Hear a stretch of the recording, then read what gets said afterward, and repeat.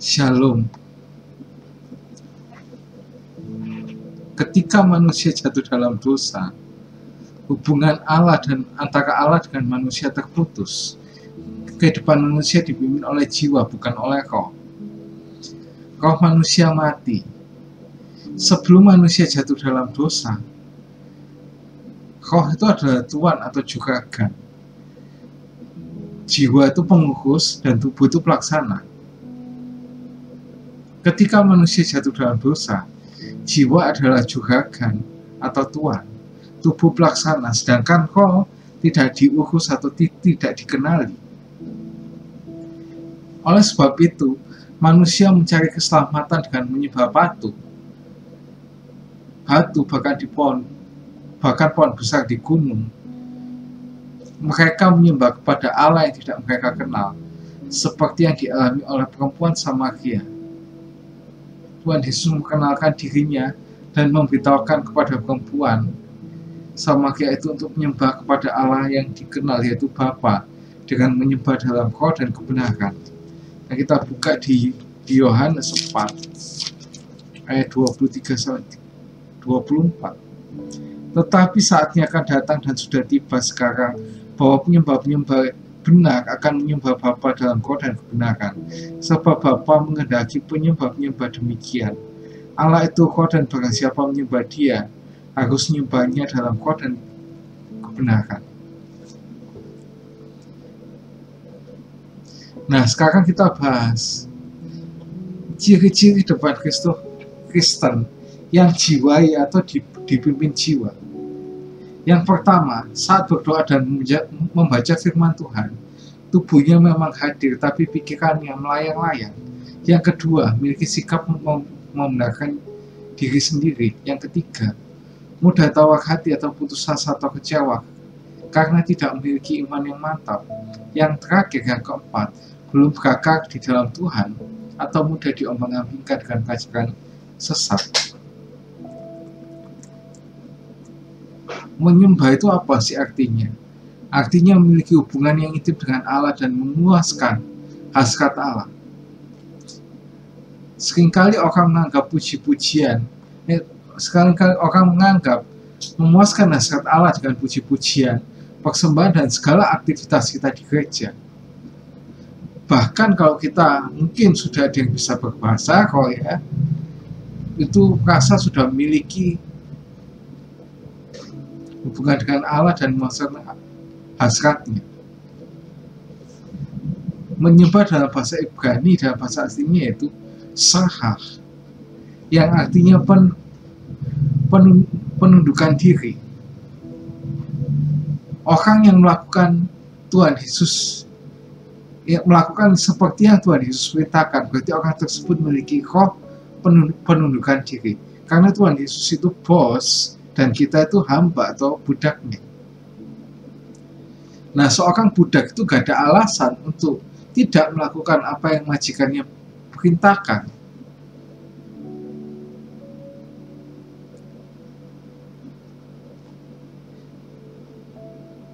Ada orang yang mengartikan menyembah dalam roh dan kebenaran itu adalah menyembah dengan menggunakan bahasa roh. Itu nggak salah, tapi untuk konteks ayat ini kurang tepat, ya. Kurang gimana gitu. Kenapa? Karena fungsi bahasa roh itu yang pertama untuk berkomunikasi dengan Allah tentang hal-hal yang rahasia atau tidak terselami. Kita coba buka di 1 Korintus 14 ayat yang kedua. Siapa kata-kata dengan bahasa roh tidak berkata-kata kepada manusia, tetapi kepada Allah. Sebab tidak ada seorang pun yang mengerti bahasanya. Oleh roh ia mengucapkan hal-hal yang rahasia. Dan juga di Roma 8 ayat 26.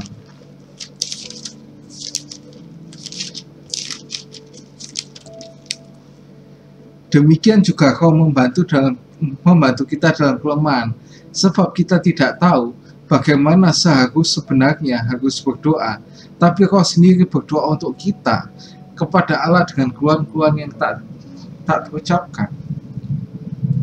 Jadi bahasa roh itu berfungsi untuk apa? Komunikasi dengan Allah tentang hal-hal yang tidak bisa kita ungkapkan. Bukan karena kita tuh nggak bisa mengungkapkan karena apa? Oh, ada si A, si B di sekitar kita, bukan. Tapi kita tuh nggak tahu cara ngomongnya gimana.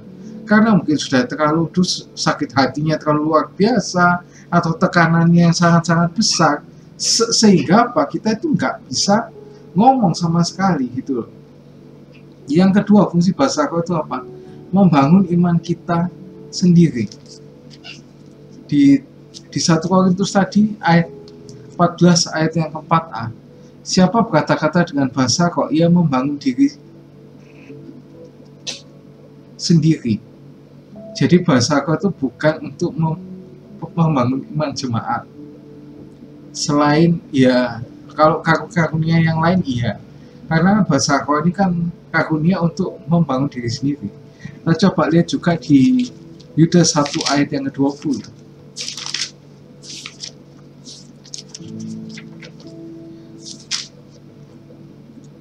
Akan tetapi kamu, saudara-saudaraku yang kekasih, bangunlah dirimu sendiri di atas dasar imanmu yang paling suci, dan berdoalah dalam Roh Kudus. Nah, ini sekarang kita akan belajar apa sih yang dimaksud menyembah dalam roh. Yang pertama, karena Allah itu roh, dan yang bisa menghampiri Allah hanyalah roh manusia. Jadi nggak ada ya roh binatang, roh anjing, roh kucing datang pada Tuhan, itu tidak ada, itu hoax ya. Makanya tadi di Yohanes 4 ayat 24 yang ke A tadi itu kan dikatakan apa? Allah itu roh dan barang siapa menyembah dia. Nah, Allah itu roh kan. Yang kedua, menyembah Bapa itu di mana saja dan kapan saja. Jadi nggak tergantung sama waktu-waktu tertentu. Kayak harus jam 3 pagi lah, harus jam 5 pagi, harus jam 12 siang, harus jam 3 pagi, jam 6 sore, kadang kan ada yang gitu kan. Ini dibuktikan di ayat yang ke-21 dari Yohanes pasal yang keempat. Kata Yesus kepadanya, percayalah kepadaku, hai perempuan, saatnya akan tiba bahwa kamu akan menyembah Bapa, bukan di gunung ini dan bukan juga di Yerusalem. Jadi kapan aja, nggak perlu gitu setelah doa kita telah doa, enggak, bisa kapan saja dan di mana saja.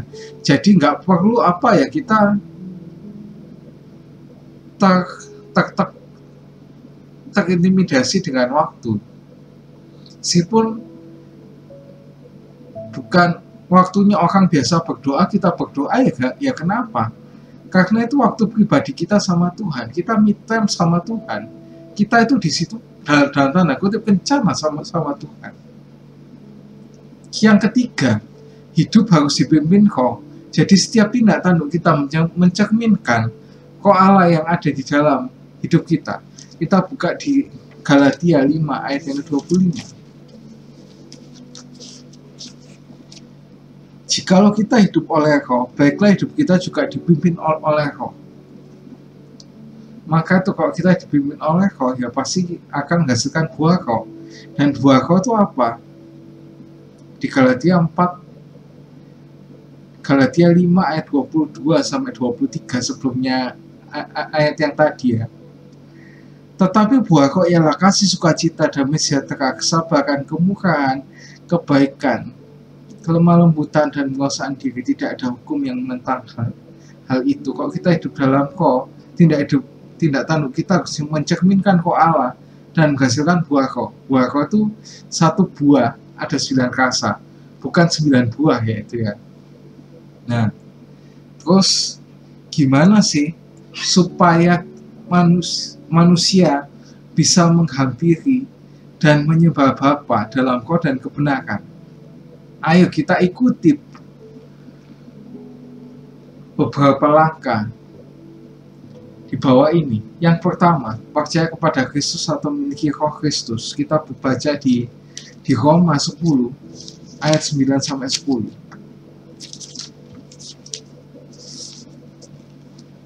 Sebab jika kamu mengaku dengan mulutmu bahwa Yesus adalah Tuhan dan percaya dalam hatimu bahwa Allah telah membangkitkan Dia dari antara orang mati, maka kamu akan diselamatkan.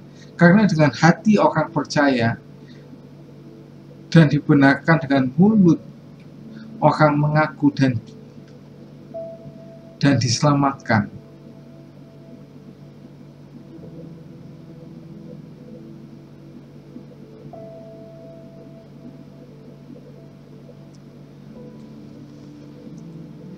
Cuma Tuhan Yesus yang bisa mengembalikan hubungan yang terputus dengan Bapa melalui kematiannya di atas kayu salib dan kebangkitannya dari maut.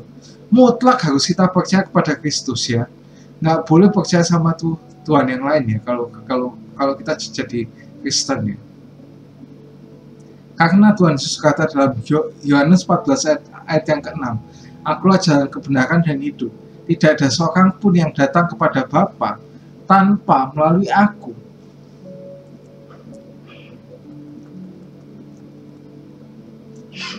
Bukan berarti kalau kita sudah percaya pada Kristus dan aktif pada semua kegiatan gereja dan bahkan kita mungkin pelayanan,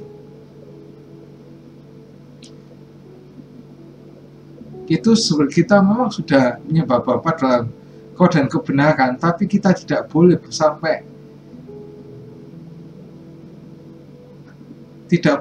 sampai di titik ini aja. Kita harus melangkah ke titik yang berikutnya, yaitu ke langkah yang kedua, yaitu menjadi manusia baru seperti yang ada di Efesus 4 ayat 17 sampai yang ke-24. Sebab itu kukatakan dan kutegaskan ini kepadamu di dalam Tuhan, janganlah hidup sama lagi seperti orang-orang yang tidak mengenal Allah dengan pikirannya yang sia-sia dan pengertiannya yang gelap, jauh dari persekutuan dengan Allah karena kebodohan yang ada dalam mereka dan karena kedegilan hati mereka. Perasaan mereka tumpul sehingga mereka menyerahkan diri kepada hawa nafsu dan mengerjakan dengan serakah segala macam kecemaran. Tapi kamu bukan demikian. Kamu telah belajar mengenal Kristus karena kamu telah mendengar tentang Dia dan menerima pengajaran di dalam Dia menurut kebenaran di dalam Yesus.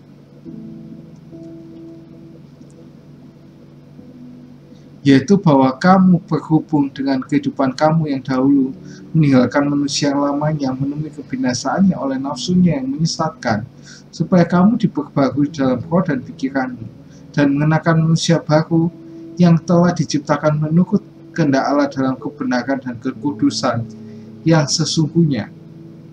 Nah, kita tuh tidak bisa hanya percaya pada Kristus kemudian secara otomatis hidup kita dalam kebenaran. Memang sih ada gereja yang pikirannya kayak masih ya ajarannya kayak begitu. Kita sudah percaya Yesus, sudah pasti hidup kita pasti baik, kita kudus terus gitu.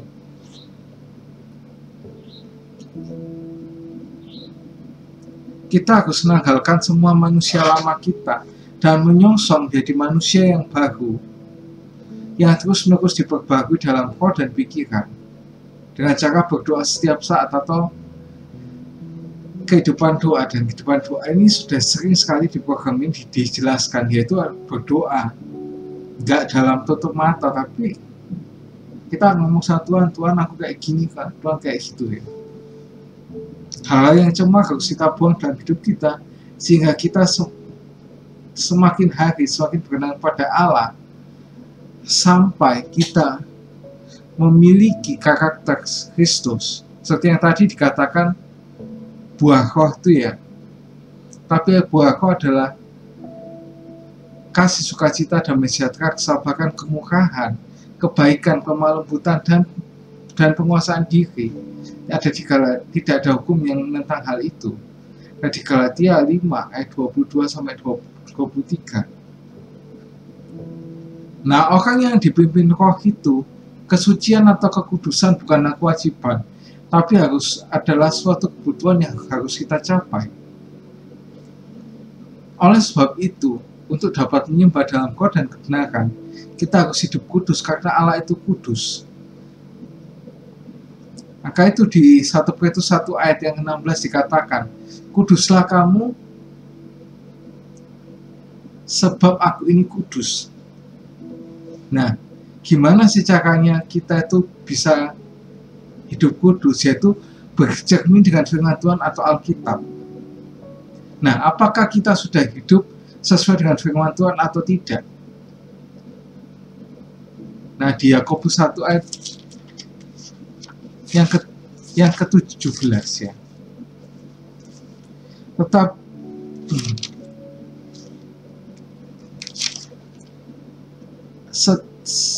setia 1 ayat 23 sorry. Sebab jika seorang hanya mendengar firman saja dan tidak melakukannya, ia adalah seumpama seorang yang sedang mengamat-amatinya di muka cermin. Dan juga di Yohanes 17 ayat yang ke-17.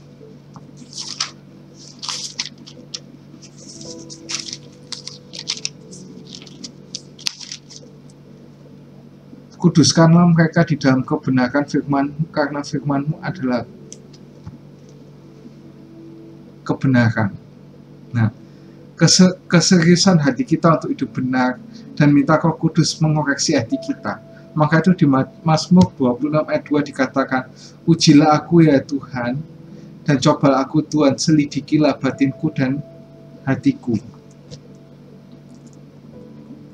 Yang terakhir, yaitu kita wajib hidup seperti Kristus hidup. Seperti yang ada di 1 Yohanes 2 ayat 4-6.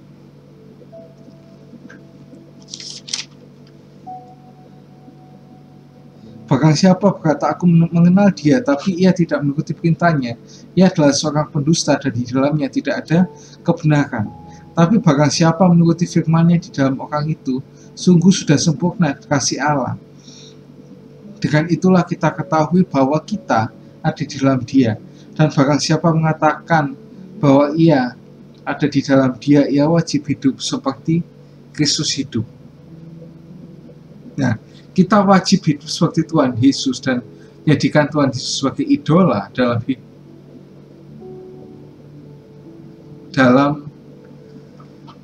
hidup ini.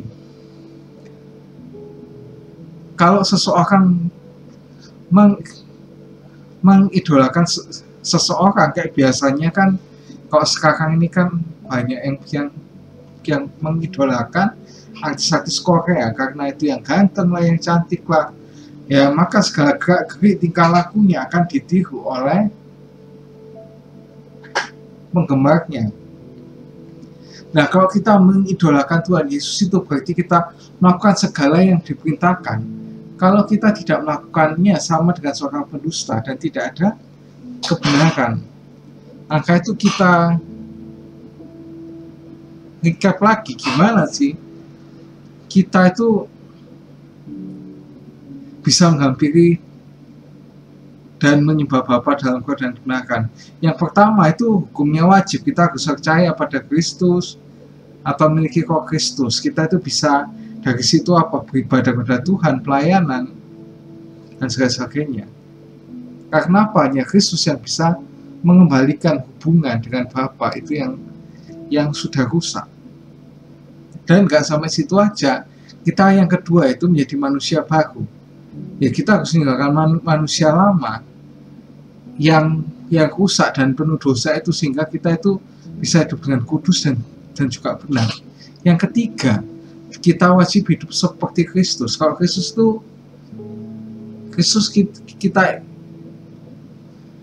kita idolakan, maka kita tuh harus sama seperti Kristus kan. Kalau ya kan seperti yang dibilang tadi, kalau misal kita mengidolakan artis Korea, pasti kita ikutin semua lah, gaya rambutnya, bajunya, dan sebagainya. Nah, maka itu kita harus ya tetap menyembah dalam roh dan kebenaran, lakukan 3 itu, walaupun ya berat lah pasti ya. See you and God bless you.